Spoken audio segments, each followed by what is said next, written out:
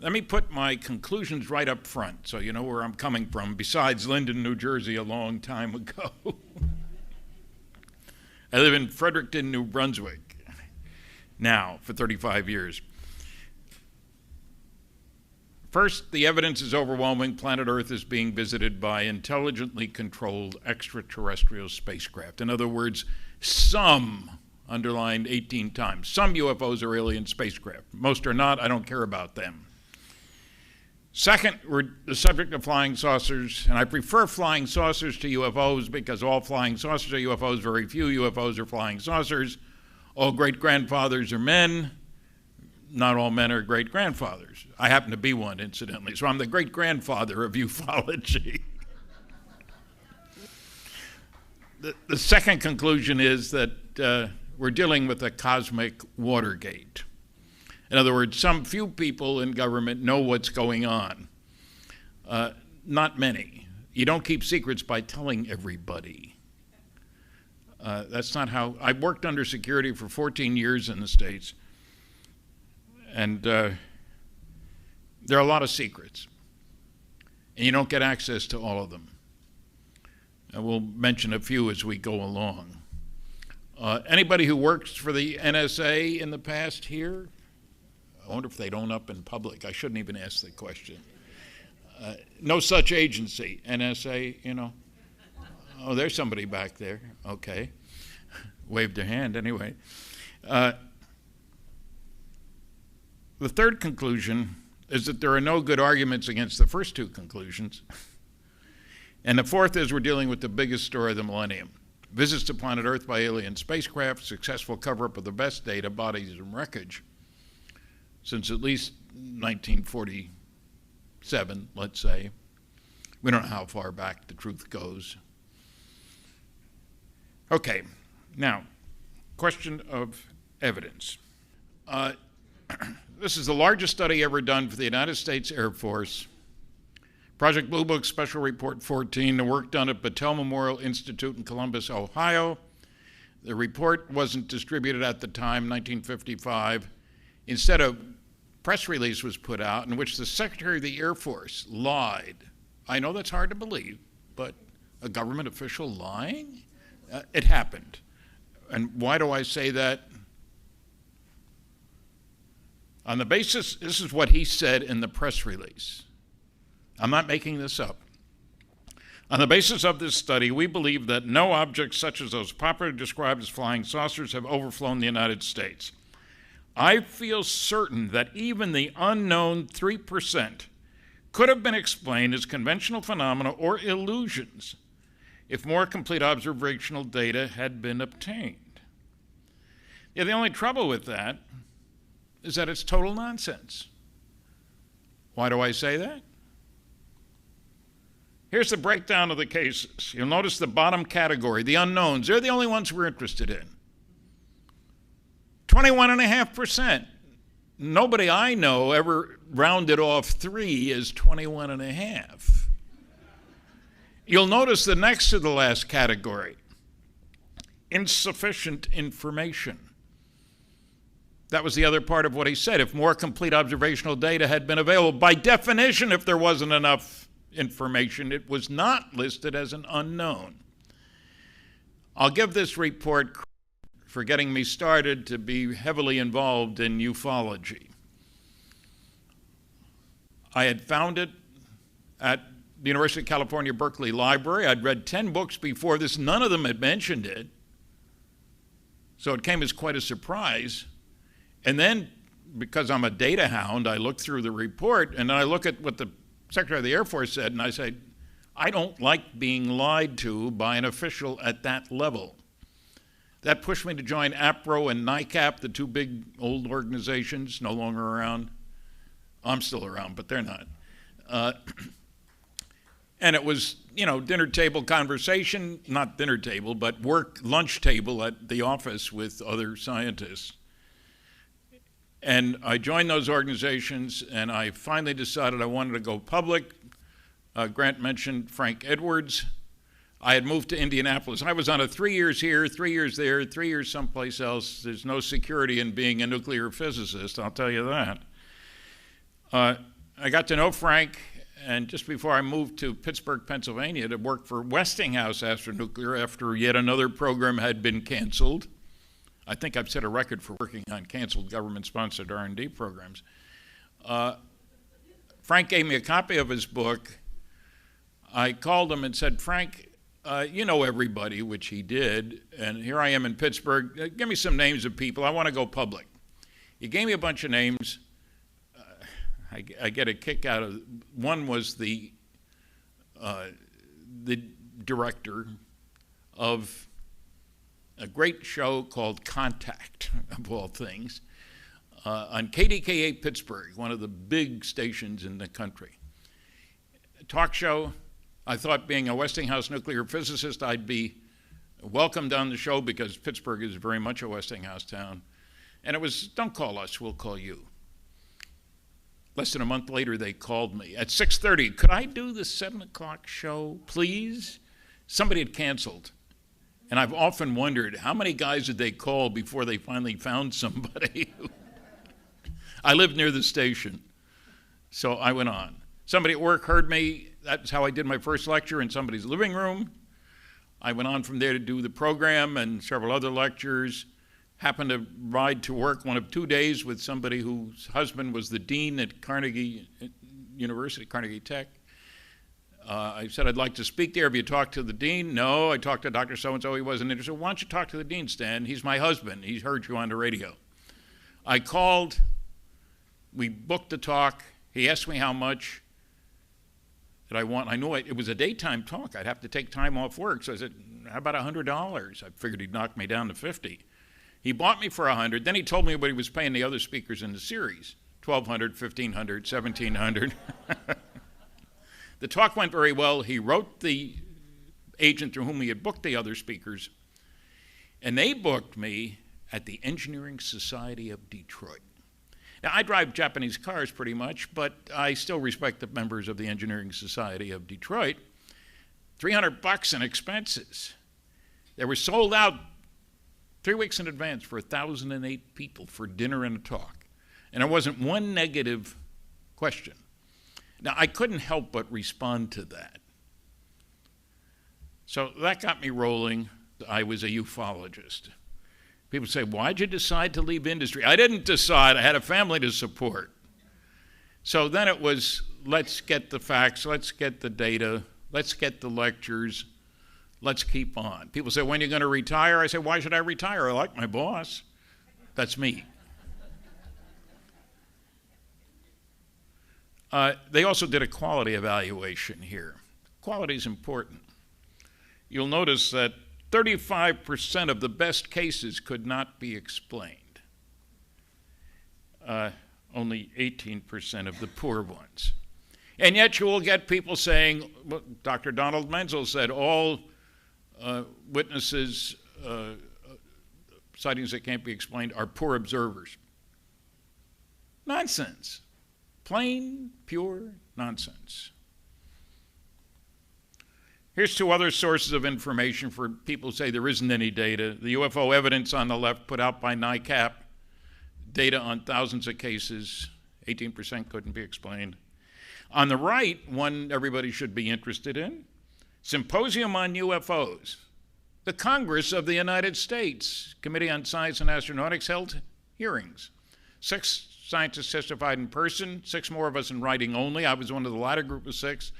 I was the only one of the 12 who didn't have a PhD.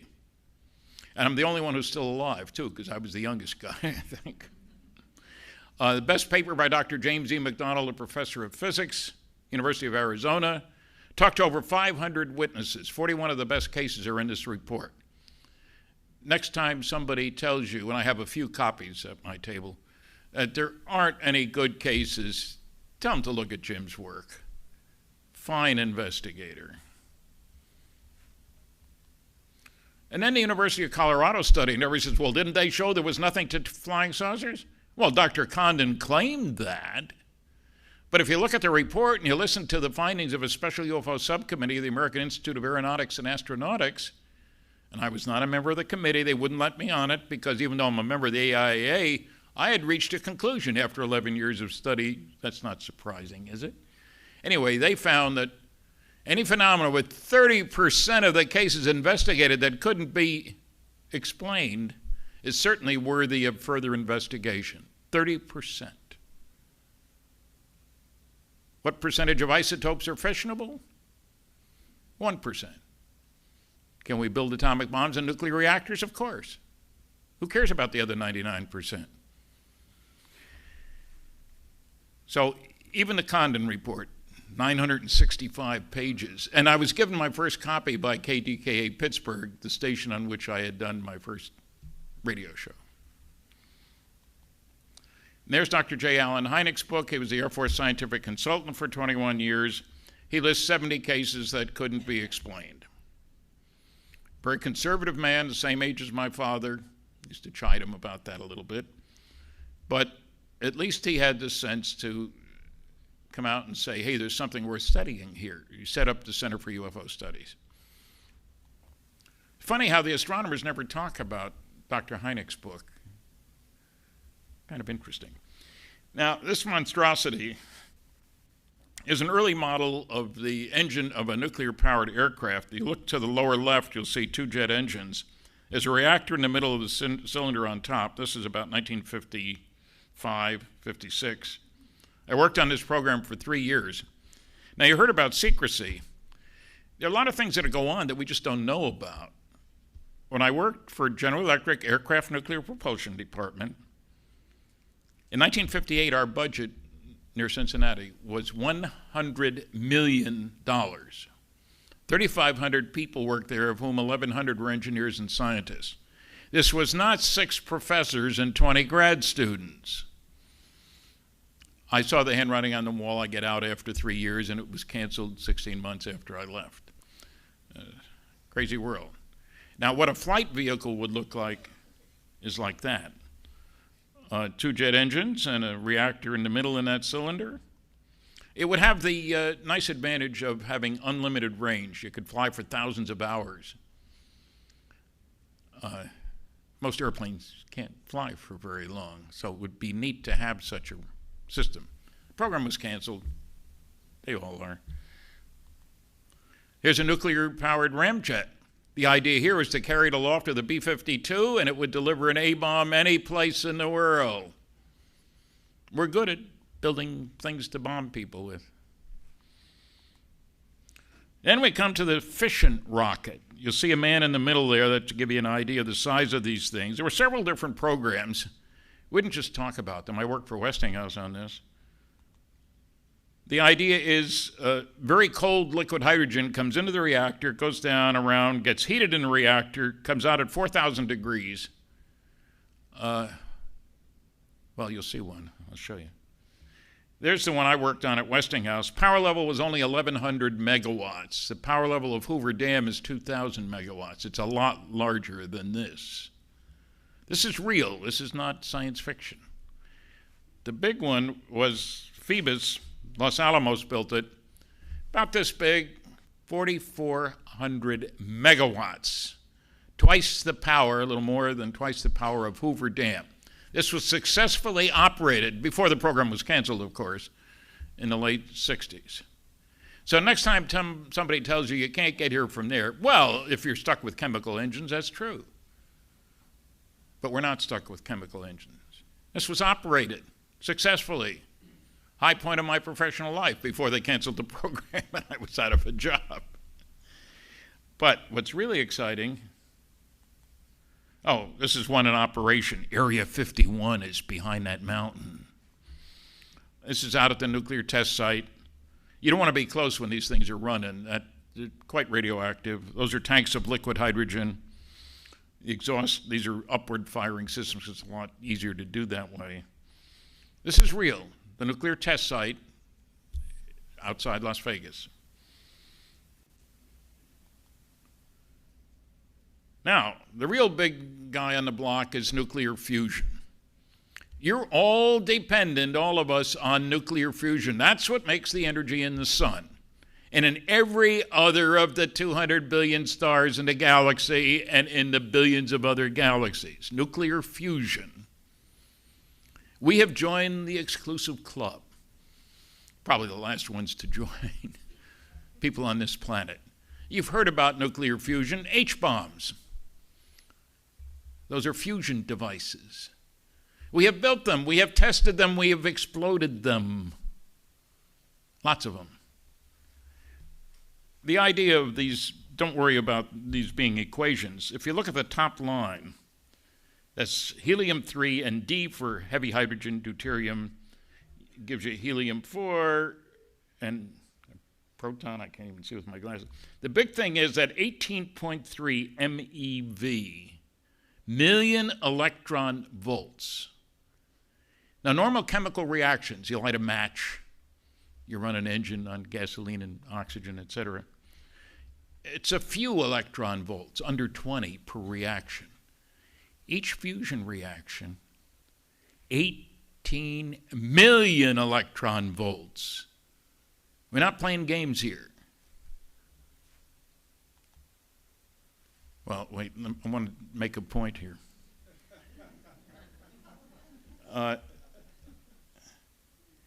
There's a little progression.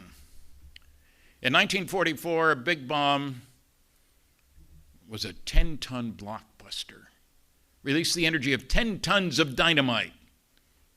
And you could put it in an airplane, a B-29, and make a big hole in the ground. We used a lot of them in bombing, 44. When we stepped up the nuclear ladder in 1945, the first atomic bomb, fission bomb, released the energy 15,000 tons of dynamite. 15,000 versus 10. We weren't finished. 1952, we exploded our first fusion device, H-bomb, released the energy of 10 million tons of TNT. The fireball was 3 miles wide, obliterated an island. This kind of thing that Grant was talking about. The Russians exploded one a few years later. 57 million tons of TNT energy release. I worked on a study of fusion propulsion for deep space travel in 1962. You can kick particles out the back end of a rocket. That was an Air Force study, incidentally. The particles will have 10 million times as much energy per particle as you can get in a dumb old chemical rocket. So when somebody tells you, you can't get here from there, you might say, you mean on a bicycle? It's a stupid thing to say. So let's clear up a few points. The real science says, if you want to go to the stars, we know how to go. You just got to put up the dough. All the programs that are, like going to the moon cost $20 billion. I'm not saying you can go down to Walmart and order one. Takes a lot of work, a lot of people. But we're accustomed to spending lots of money. In the United States, for example, the world military budget this year is a mere $1 trillion. Trillion. The Washington Post said just the military intelligence budget 2 years ago was $52.6 billion. And all that data is born classified. Mr. Snowden notwithstanding. It was mostly NSA, CIA, NRO, National Reconnaissance Office. So let's get into the real world when we start talking about these things. Is that a response? Okay. Never mind the sauce. You see the guys who were driving. Does a nuclear physicist believe in little green men? Well, they're not green. They usually are little. Yes, I believe our planet has not only been visited by vehicles, but vehicles that have beings inside. Call them aliens if you want, little guys, whatever you want to call them. Not once or twice, lots and lots of times.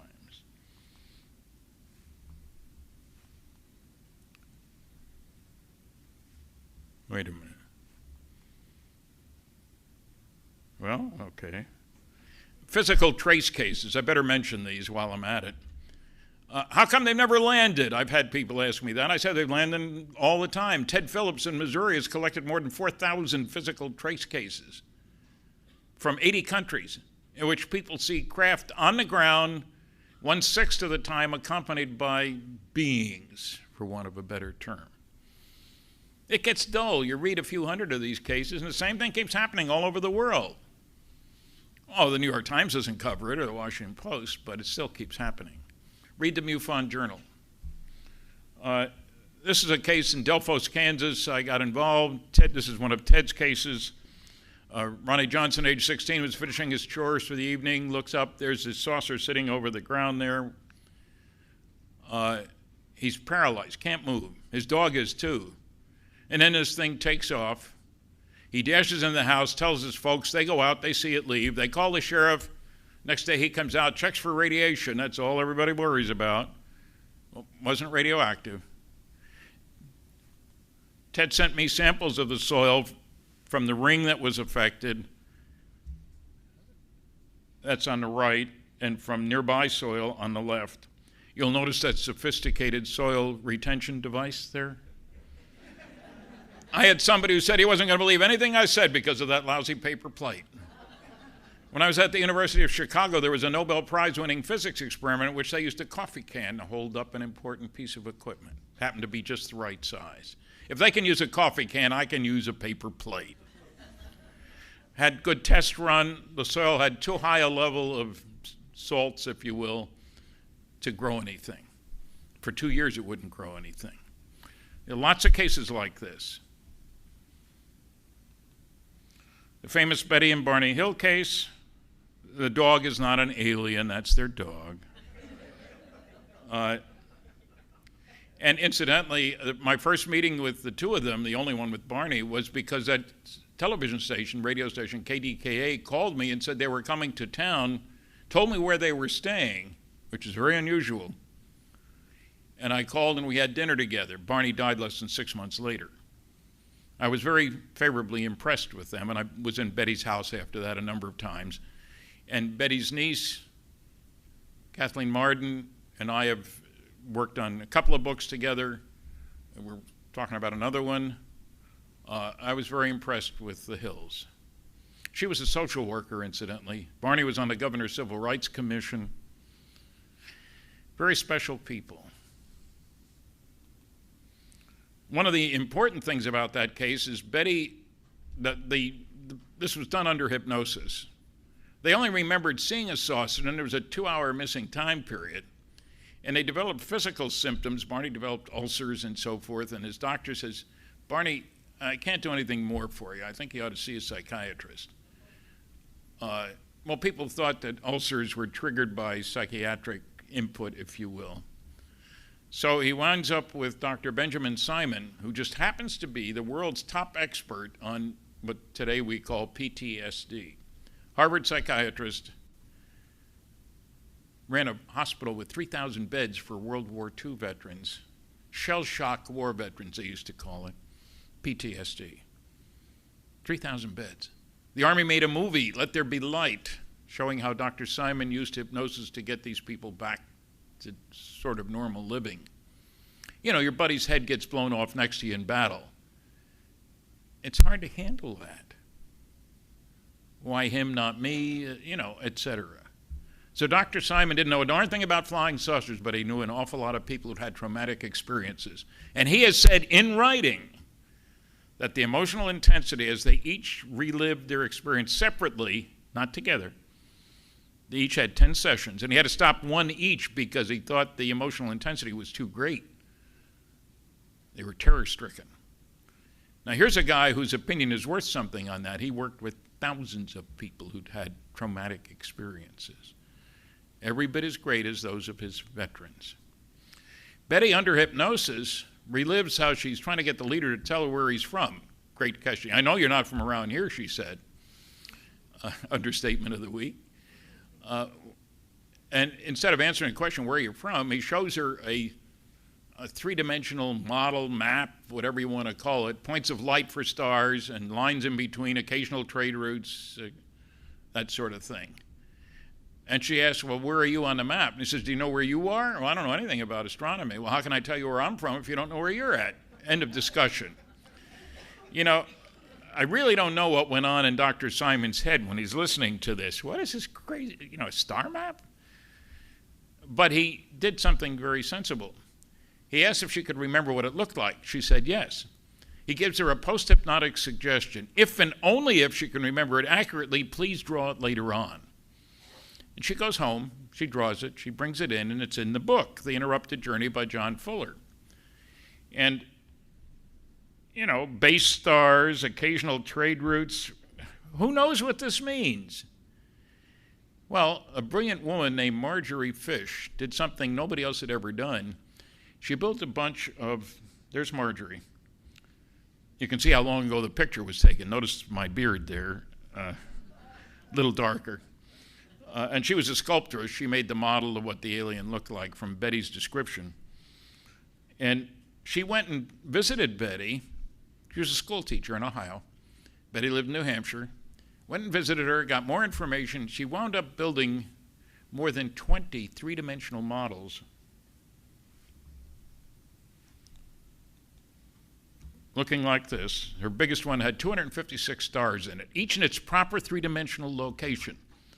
That's a lot of numbers to copy out of the star catalogs. The library at Ohio State University wouldn't let her take the catalogs out, the star catalogs. So she had to copy out all these numbers. Fish line built a total of 20 of these. The idea was to walk around the model and see if she could find any pattern that matched in 3 dimensions what Betty had drawn in 2. A reasonable question. Looks hopeless, though. So she kept whittling down the number of stars, because some astronomers say, well, this kind of star wouldn't have planets and blah, blah, blah. Kept following their instructions, basically. Finally, she found a match that matched angle for angle, line length for line length, what Betty had drawn. And she had asked me to help with this work. I met with her and Dr. Hynek in Chicago at the Adler Planetarium going over her work, and was able to identify the 16 stars in the pattern.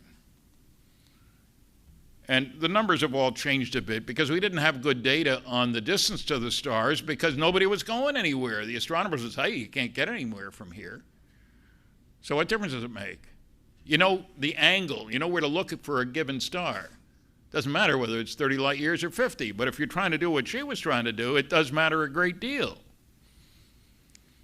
And so the base stars, Zeta 1 and Zeta 2 reticuli, can't see them from here. You got to go below the equator. But something very special. They just happen to be the closest to each other pair of sun-like stars in our entire local neighborhood. We're out in the boondocks here. The next star over from the sun is 4.3 light years away. The galaxy is 100,000 light years across, so it's not too far.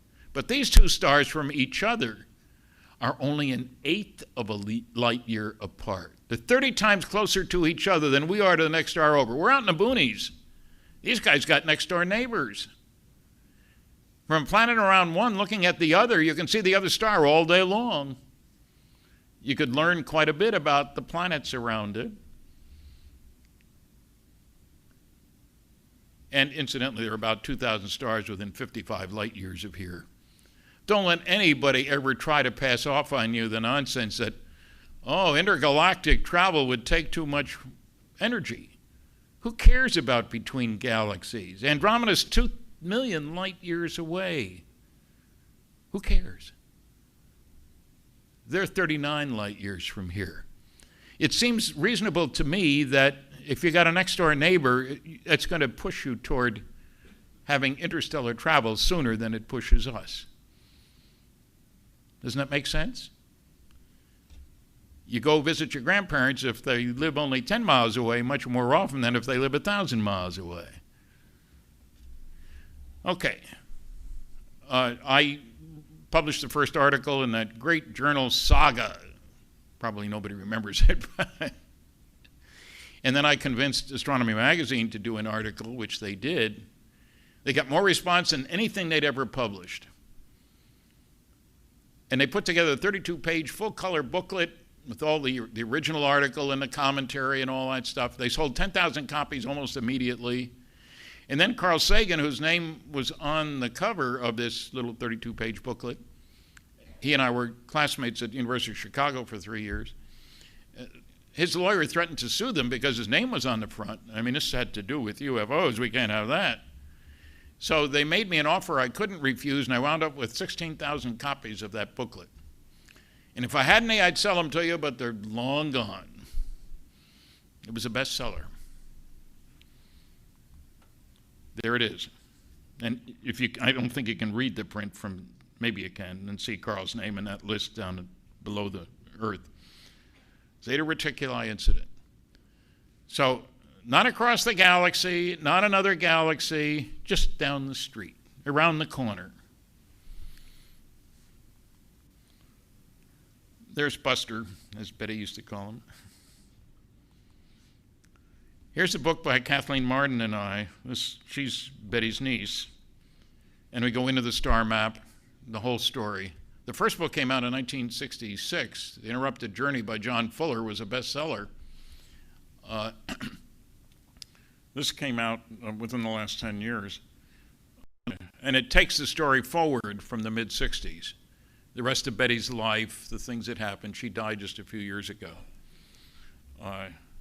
Pretty special gal. Feisty. And we come to Roswell. I had a guy who's now a congressman from Minnesota tell me, well, it couldn't have been much of a story. It only appeared in a small town newspaper. I'd sent the producers of that television program 6 front page stories from major newspapers. He hadn't looked at them. Yes, Roswell's a small town, about 50,000 people. Chicago is a little larger than that.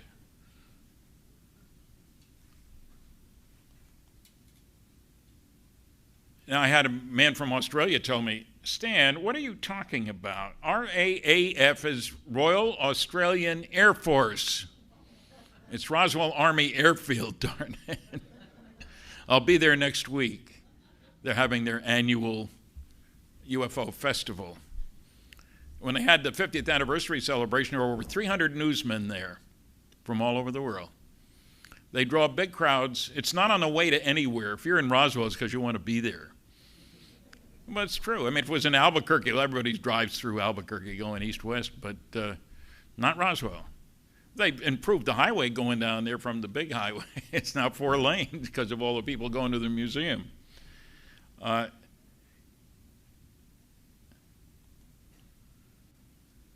This is, I can't use a pointer because if I point at the screen, you won't see it point on your screen. So, Albuquerque in the middle there.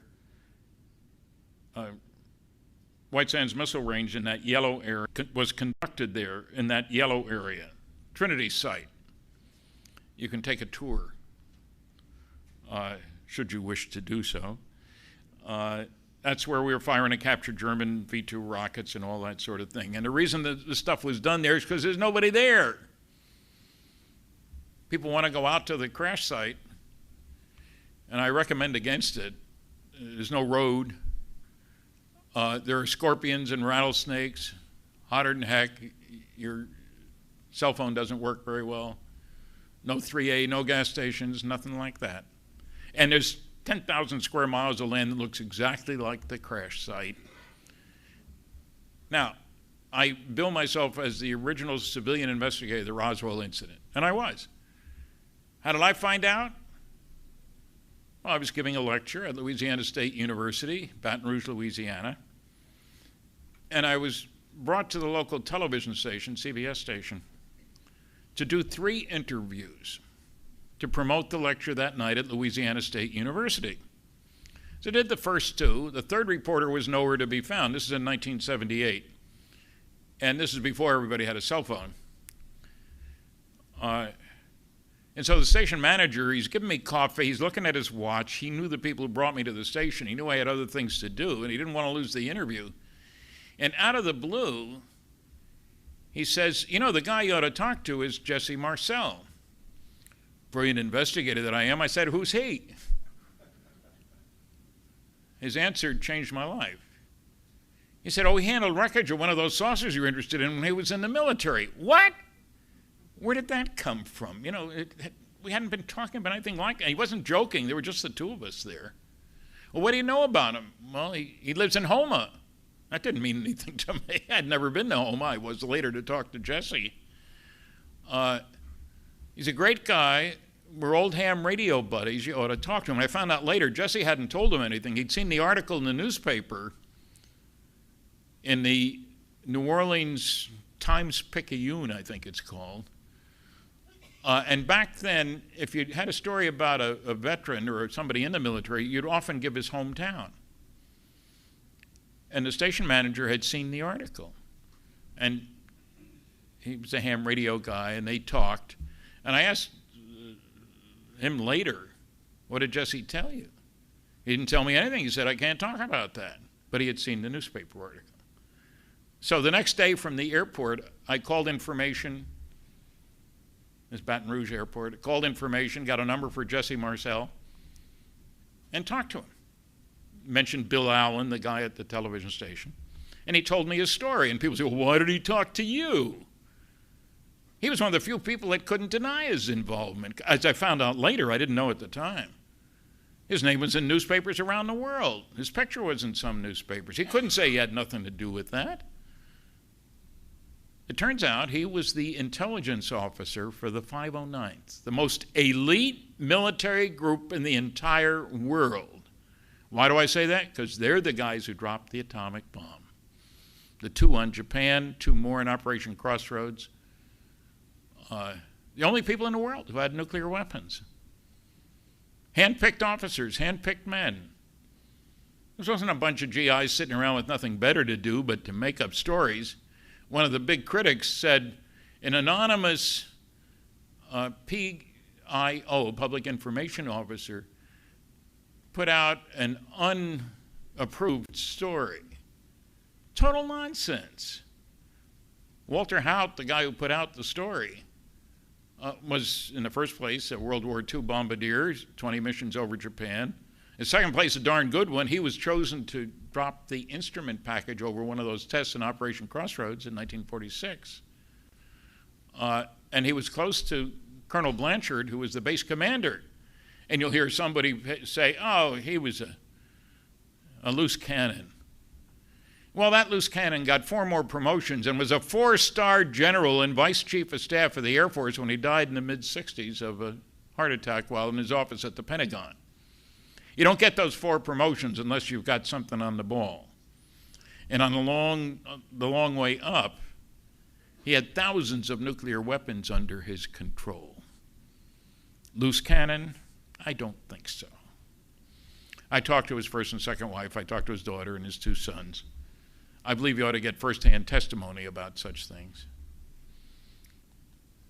There's Jesse. This picture made it all over the place, a couple of pictures, taken in General Roger Ramey's office. What had happened was the rancher who found some of this wreckage came into town because he'd heard that there was a reward being offered for wreckage, and the guys in Corona, New Mexico, said, why don't you go see the sheriff's office? They knew about the story because they read newspapers. The rancher, Mac Brazel, didn't get a newspaper, didn't have a telephone. But when they said, check on the reward, he went into the sheriff's office in Roswell. The sheriff called the base, as he was supposed to do. And Jesse Marcel, the base intelligence officer, talked to his boss, who said, follow him out. They took the counterintelligence corps guy, because they thought maybe somebody's spying. Remember, this is the only guys with nuclear weapons in the world. For sure it would be a target of Russian or anybody else's spies. So Jesse goes out with the counterintelligence corps, follows the rancher, Mac Brazel, out to the middle of nowhere, 75 miles or so away, sees this area covered with small pieces of very strange material. Jesse had seen airplane crashes in the Pacific, And there wasn't anything conventional out there. No wire, no vacuum tubes, no tags saying made in Oshkosh or whatever. Put stuff in his car, leaving most of it out there, comes back, takes it into the base the next morning, but the night when he comes back, he stops at home and shows some to his wife and son, Jesse Jr. And you saw Jesse Jr. talking about his meeting with Dick D'Amato in Washington. I met with Dick that same day in that same sub-basement. Don't know why that all went on, but it did. Jesse, that was in the picture that you saw, was a medical doctor, a colonel, had been called in at age 68, was flying combat missions in the Middle East, 225 combat hours flying helicopters. He was a flight surgeon, and they were in short supply. Age 68. And when Peter Jennings did his, I'll call it a special, not very, show about UFOs, I mean, I was interviewed for over an hour. They used 20 seconds, called me an operator twice. They had Jesse on, didn't mention he was a doctor, didn't mention he was a colonel, serving at that time in the Army and on leave from flying tough missions in the Middle East. This is how television's supposed to operate? I expected a good deal from Peter Jennings. We both have the same birthday, July 29th, and both Canadians and Americans. I'd forgotten that Benito Mussolini was also born on July 29th. You know, can't win them all.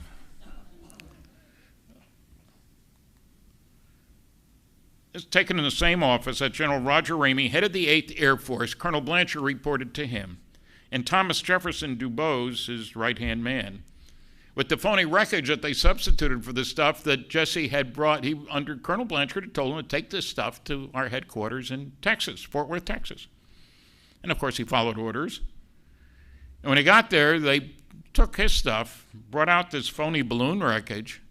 It's real wreckage, but of a balloon that was conventional, weather balloon. And this picture made it all over the place. And it's kind of interesting. Ramey is holding in his hand this little message, and somebody has managed to use some good computer stuff, and it has words like victims of the wreck. Did you ever hear of a weather balloon that had victims of the wreck? I mean, come on. There's Tommy Dubose. I thought he might still be alive. I checked with West Point that maybe he had gone there, and he had, and he was still alive in Florida, and I went and saw him. And he told me directly, he was in his mid-80s, that he took the call from Ramey's boss, General McMullen, giving him 3 orders. They knew each other, also West Pointer, as was Ramey, as was Dubose, as was Blanchard. Gave him 3 orders. Get the press off our back. I don't care how you do it. This is after this press release went all over the place. Send some of that wreckage up here today with one of your Colonel Couriers from Fort Worth to Washington. And 3, I don't want you ever to talk about it, not even with your buddy Roger Ramey. That's an order. Do I need to put it in writing? No, sir. When a 2-star general tells a colonel what to do, he does it. People say, why did he follow orders? Because that's what you do. This was 2 years after the end of the war. Both West Pointers, both knew each other. So don't be surprised that he followed orders. But of course, by the time I talked to him, Ramey was dead, McMullen was dead, the Roswell story was out in the open, so to speak. Not enough, but some. But that's just to prove that you go to the source. Part of his interview is in a DVD out there, Recollections of Roswell. We have more than 20 first-hand witnesses. Unfortunately, they're all dead. So I can't tell you go re-interview them, because unless you know how to, well, some of you may know how to reach the other side, but I don't. Whoops. That was in the newspaper. The rancher was taken from his ranch back to the base and given a new story to tell. And he said, if I ever see anything again, I won't report it. There's that Roswell report. You see, the Air Force put out several different explanations. First, flying saucer. Then, oh, sorry, radar reflector weather balloon combination. And then mogul balloon, super secret balloon project. The idea was to launch this train of 25 balloons, keep them at high altitude, and listen for a Soviet atomic test. We didn't know when they were going to have their first test, but these would stay at a constant altitude for a long time. It wasn't super secret. The purpose of the project was super secret. None of the technology was. And there was no balloon launch that matched the date and all the rest of that. And when balloons sit in the desert in New Mexico for, say, a month, they turn pretty much to crummy old stuff because of the heat. They're just plastic. Not very good plastic at that. So that was the next explanation. And then finally, the crash test dummy that Grant mentioned. Now, you know, I got to admire their gall, their guts. None of the crash test dummies were dropped until 6 years after Roswell. So we got time travel for crash test dummies. And here's what they look like. The dummy's in the middle. I talked to the man on the right, a colonel. We met, had breakfast together in Albuquerque, and he stressed that for the test to be meaningful, the dummies had to be the same size and weight as pilots. They were 6 feet tall and 175 pounds. And you notice that they're in uniform gear. Why is that? Because if you go out of an airplane in an ejection seat, let's say at 40,000 feet, the clothes you have on affect the heating and the drag. And you have to, they're trying to find out how soon do you pull the ripcord. If you stay up there too long, you might freeze to death because it's very cold up at 40,000 feet. So the clothes were important. Now, I'm sure that any rancher finding a crash test dummy like that, and often the limbs fell off, they're just made out of wood, is going to think we're being invaded by aliens? How absurd. Now, the New York Times carried the story. They didn't bother to interview the colonel. Don't bother me with the facts, my mind's made up. Crash test dummy sounds like a reasonable explanation for the talk about bodies. There was more than talk, there were bodies. Then we come to, can't go into details, but I'll be talking about it on Sunday. I'm the last speaker, about Operation Majestic 12. We got a roll of film with 8 pages of a briefing, supposedly top secret magic, for President-elect Eisenhower, talking about how in 1947, shortly after Roswell, President Truman established this group called Majestic 12 to deal with it. And it mentioned that bodies were found. It's detailed. And the question, of course, is whether the roll of film, whether the documents are legitimate. I spent a heck of a lot of time on that. I've written a whole book, Top Secret Magic, which is out at the table. You can check on me. I'm convinced that there were 4 genuine MJ-12 documents, Majestic 12. And there were dozens of phony documents. It would seem natural to me that Air Force intelligence, if good stuff gets out, puts out garbage and hoping it'll rub off some of the garbage on the good stuff. Well, these are phony, so they must all be phony. Disinformation is an important part of intelligence work. We made a real effort and succeeded in convincing Hitler that the landing in Europe, which was sure to come, was going to be at Calais rather than at Normandy. And when the generals went to Hitler and said, release the reserves after the landing happened, Hitler said, no, that's not the real landing. It's going to be over there at Calais. And held back until it was too late. We even put phony papers in the jacket pocket of an officer who had died, dropped the body in the ocean near Spain, knowing that the Germans would get it. And it hinted at, if you will, a callous situation. Disinformation is a game that's played quite a lot, and it's quite important. But these are not disinformation. They're significant. And I've put together a list. You can write me. There's a list out there. You get my email address and so forth, of the false claims that have been made by the debunkers of this. And all the things that we didn't know until after we got the documents that were true. How did a hoaxer know that when nobody knew that on the outside? It's a complicated story. But it wouldn't be strange to find disinformation to go with the information. You can't stand up in public and say, well, these are genuine documents, or these are phony documents. You just imply it along the way. It's a game that's played. It lists the members of this group that was set up, MJ12, Majestic 12.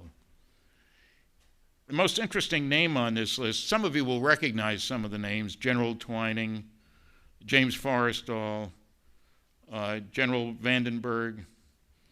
The third from the bottom, Dr. Donald Menzel. And immediately, obviously a phony document. He was a debunker. He was a Harvard University professor of astronomy. Everybody else got a high-level clearance. You don't need a clearance to teach astronomy at Harvard. And how would a debunker be part of such a group? Wrote 3 anti-UFO books, gave speeches, etc. Well, I had to get permission from 3 different people. All these guys were dead. How convenient. To see his papers at Harvard, because I found one memo which raised some questions about a loyalty hearing. They were trying to take away his security clearance. What did he need a security clearance for? So I contacted the people at Harvard, look at his papers. I had to get permission in writing from 3 different people to look at them. Got the permission, went there, discovered to my total shock. I didn't like him when he was alive, frankly. I looked at his papers, and there he's writing Kennedy. He had a longer continuous association with the NSA of anybody in the country, 30 years, and its Navy predecessor. Turned out he was a world-class cryptographer, did classified work for the CIA and a bunch of companies and agencies. Nobody knew any of this. I was totally shocked. And I still get people saying, well, he was a debunker. Every spy, let me give you 3 names: Burgess, Philby, and McLean. These guys were all employed by British intelligence. They were all Russian spies. That's where you got to really be careful, because you can't say anything where somebody will point to you and say, how could they have gotten this information except from this guy? So the game is played. It's an exciting story. It's not over. This is one of the memorandum, and there are all kinds of details, which I don't have time to go into. I'll be talking about MJ12 on Sunday in detail. Here's a letter from Truman to Secretary of Defense Forrestal authorizing the establishment of Operation Majestic 12. Here's a memo we found, and all kinds of attacks on this memo. Phil Klass, the biggest debunker of all. Oh, you didn't notice, I suppose, that it was done in the large pica type, but the National Security Council, it mentions NSC on there, only used elite type. I got 9 samples to prove it. I challenge you to find any genuine documents from the NSC done in the same size and style pica type. I'll pay you $100 each. It's got to meet certain requirements, up to a maximum of 10. Well, he'd never been to the Eisenhower Library. I checked and found out. And I was going there anyway. To make a long story short, I dug out 14 that met all his requirements, made copies, sent him an invoice for $1,000. He set a limit of 10.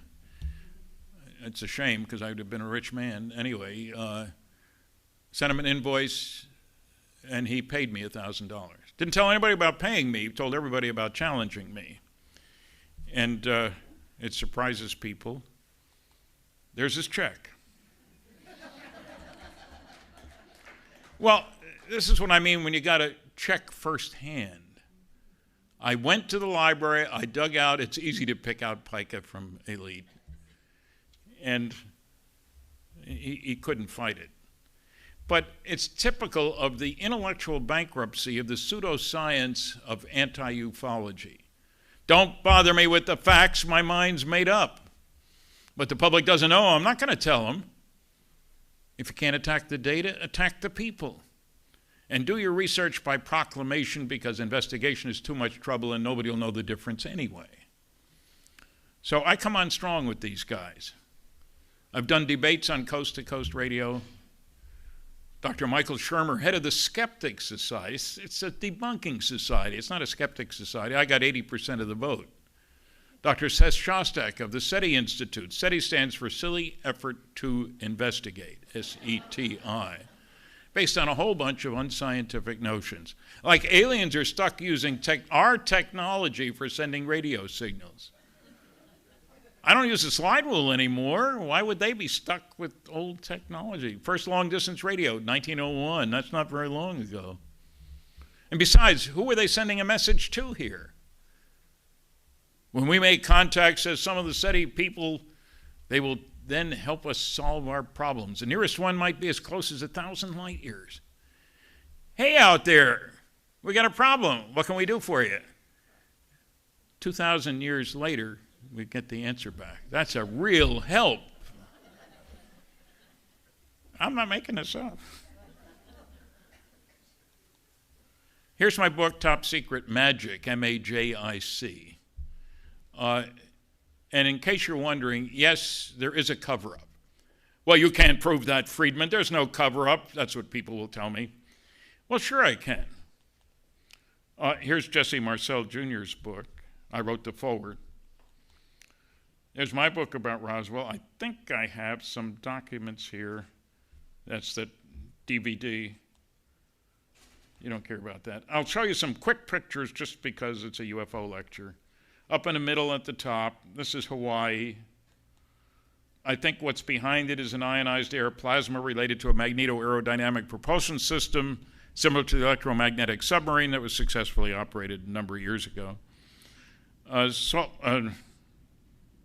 Where's the Mormon temple? Salt Lake City, isn't it? Yeah. The UFO is in the middle on the top. I talked to the photographer who took the pictures. I think here's another one, number 5, with an ionized air plasma around it. Santa Ana, California.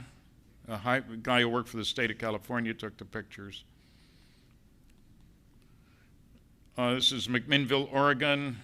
I got to replace this. Something happened to it. I don't know what. Even the University of Colorado study couldn't find an explanation for this picture other than legitimate. Series off the island of Trindade, off the coast of Brazil. Mid-50s. Ship was there as part of the International Geophysical Year. Everybody said, there goes a flying saucer, take a picture. The official Navy photographer took the pictures up central there.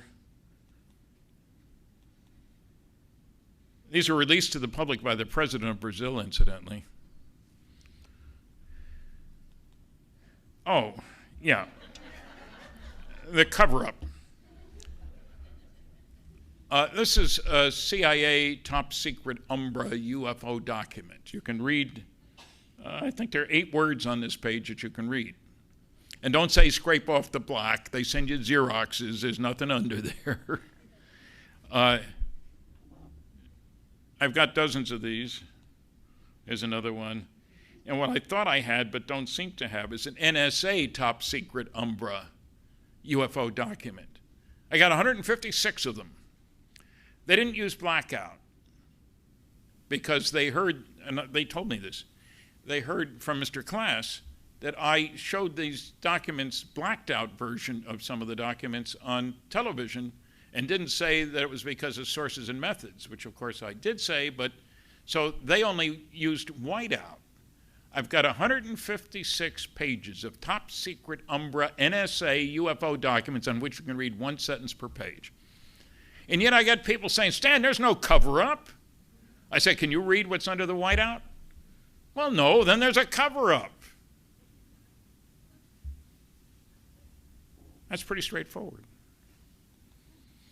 This is my favorite CIA UFO document. They couldn't find 8 words to declassify on this page. Deny in toto.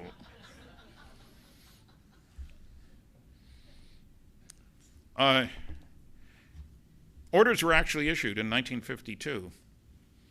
Shoot them down if they don't land when instructed to do so. Now, how do you tell a UFO pilot, hey, get your tail on the ground, buddy? I have personally heard 7 stories after my lecture of people who were at military bases where a pilot was scrambled to chase a UFO. Orders were issued, incidentally, to do that. Shoot them down if they don't land when instructed to do so. I have heard 7 different cases where guys were at bases where a pilot was scrambled and never came back. If I've heard 7 cases, there are a lot more than that. This is Frank Ficino's book about the Flatwoods monster case, and he finds 200 cases of fatal military plane crashes between 1951 and 1956. 5 of the pilots were guys who had flown 100 missions in Korea, where MiGs were chasing them and trying to shoot them down. They come back here, and they have fatal crashes.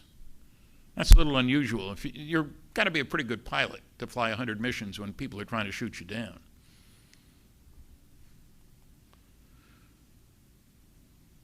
That's one of the DVDs out there. Seth Shostak, we debated. I got 57% of the vote. He got 33%, and 10% said, I don't know who won. This was on Coast to Coast Radio. Enrico Fermi. You've heard of the Fermi paradox. He had a great scientist, one of the reasons I went to the University of Chicago, Nobel Prize. He was well known for asking questions as part of his teaching methodology. And they were having lunch at Los Alamos when, as they left, they were talking about how little time it would take to colonize the entire galaxy. And as they were leaving, Fermi said, so where is everybody? He didn't say there's nobody coming here. He asked the question. And there's a whole book that's been written with answers to that question. I think the true answer was, we don't know where everybody is. We know that some of them have come here and the government knows a great deal about them and isn't telling us. Fermi was the one who put together the first nuclear chain reaction. Chain reacting pile, if you will, part of the atom bomb project. He had a high-level security clearance. Whether he knew anything about flying saucers, I have no idea. And he died while I was at Chicago, so I certainly didn't have a chance to ask him. But don't be fooled by people saying that Fermi said nobody was coming here. Not so. There's my book. How's the timing? Yeah, we're done. Thank you very much for listening.